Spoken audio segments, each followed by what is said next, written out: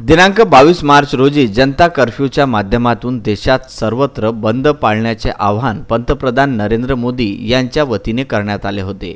या गांभीर्यपूर्ण आजारावर नियंत्रण आणण्यासाठी ग्रामीण परिसरातील कुरुमचा आठवडी बाजार, किराणा दुकाने तसेच परिसरातील ग्रामस्थांनी व्यापारी प्रतिष्ठाने व बाजारपेठ कडेकोट बंद ठेवून कर्फ्यूला सहकार्य केले।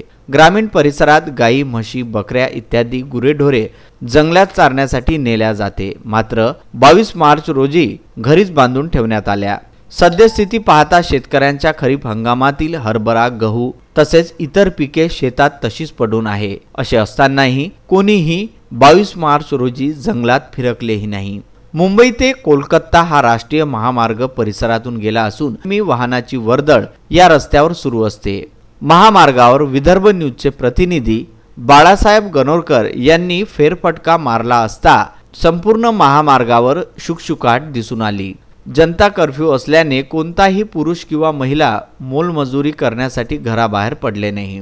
अशा सामान्य जनतेनेही कोरोना संक्रमणापासून बचावासंबंधी घरात बसूनच प्रतिबंधात्मक उपाय केले। सकाळी 7 ते रात्री 9 वाजेपर्यंत नागरिकांनी घराच्या बाहेर निघू नये, कोणाच्या संपर्कात येऊ नये, तसेच कोरोना या संसर्गजन्य आजारापासून स्वतःचा बचाव करण्यासाठी घरामध्ये स्वतःला सुरक्षित ठेवावे व जनता कर्फ्यूला यशस्वी करावे असे आवाहन करण्यात आले होते। ते आवाहन जनतेने स्वतः स्वीकारून या जनता कर्फ्यूला स्वयंस्फूर्तीने प्रतिसाद दिला।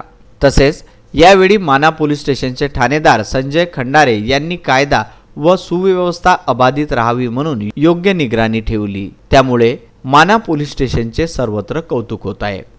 मुरुम व परिसरामध्ये कोरोना संसर्गजन्य विषाणूला प्रतिबंधात्मक उपायाच्या माध्यमातून पराभूत करण्यासाठी जनता कर्फ्यूचे जनतेने समर्थन केले। विदर्भ न्यूज करिता मूर्तिजापूर येथून बाळासाहेब गणोरकर यांचा हा विशेष वृत्तांत।